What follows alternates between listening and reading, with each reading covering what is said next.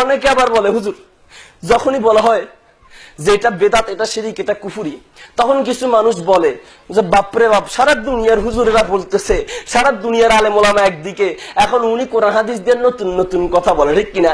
একটা ছেলে মাদ্রাসায় পড়ে শিরিক কি, বিদাত কি, কুফরি কি বিষয়গুলা জেনে আসলো, এসে যখন সমাজে বসে এসে যখন বলে এটা বেদাত, এটা শিরিক, এটা কুফরি, এরকম কিছু বিষয় আছে না, অস্পষ্ট ভাবে বলতেছি, সামনে ইনশাআল্লাহ আস্তে আস্তে স্পষ্ট করে বলবো। তো বেদাত শিরিক কুফরি বললে তখন কিছু মানুষ বলে যে বাবা ঠিক আছে এটা বেদাত, ঠিক আছে এটা বেদাত, কিন্তু 10 জনে যে করে ফরজ নামাজের পরে সম্মিলিত মুনাজাতের কথা হাদিসে নাই, ধরলাম এটা বেদাত, কিন্তু 10 জনে চায়, সবার মনের আকাঙ্ক্ষা তুমি সবার সাথে একটু ভাইল দিয়া চলো, কথা ঠিক কিনা, একটু একমতের সাথে চলো, ঠিক কিনা? ওই ছেলেটারে দমাইয়া দেখো, বাবা তুমি ছোট মানুষ, কোরআন হাদিসে নাই, ঠিক আছে, সবাই যখন চায় একটু করেই দাও না, ঠিক কিনা? মুসলমান শুনুন, আল্লাহ কি বলেন সূরা হুদের 17 নম্বর আয়াত, সূরা রাদের 1 নম্বর আয়াত, সূরা গফির 59 নম্বর আয়াতের ভিতরে আল্লাহ বলেন ওয়ালাকিন্না আকতারান নাসি লা ইউমিনুন, এই পৃথিবীর বুকে বেশিরভাগ মানুষ পাবে যারা ঈমান আনে নাই, ঈমান নাই, ঈমানদার নয়, ঈমানের পথে নাই, দ্বীনের পথে নাই, কোরআন সুন্নাহর পথে নাই, এমন মানুষের সংখ্যাই বেশি হবে, ঠিক কিনা? তো 10 জন যেদিকে আল্লাহ বলে সেদিকে, ঠিক কিনা? 10 জন যেদিকে আল্লাহ সেদিকে। তুমি এলাকায় এসে ফিতনা বাজাইতেছো কেন? সবাই সাথে একটু মিলে চলো, ঠিক কিনা?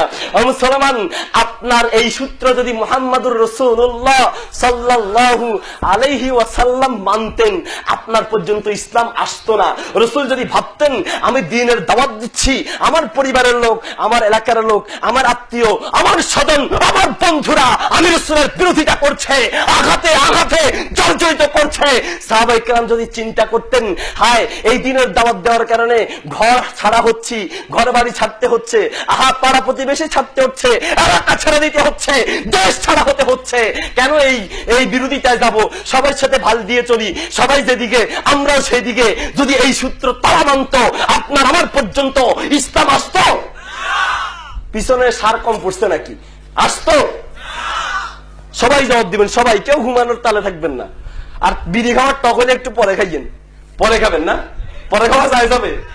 মুসলমান শুনুন, বলতে চাচ্ছি ভালো করে মনে রাখবেন, যখনই হক কথা পাওয়া যাবে, কোরআন হাদিস মতো পাওয়া যাবে, তখন বেশিরভাগ মানুষ থাকুক বা না থাকুক, বাপদাদা কোন দিকে সেদিকে দেখার কোনো বিষয় নয়।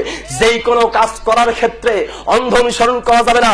বাপদাদা করেছে বলে করা, সমাজের অনেকে করেছে এই জন্য আমি করতেছি, এটাই হলো অন্ধ অনুসরণ। শুনুন, এই জন্য ইমাম বুখারী রাহিমাহুল্লাহ বুখারী শরীফের 1ম খণ্ডের 16 নম্বর পৃষ্ঠায় একটা বাব রচনা করেছেন, আল ইলমু ক্বাবলাল কওলি ওয়াল আমালি।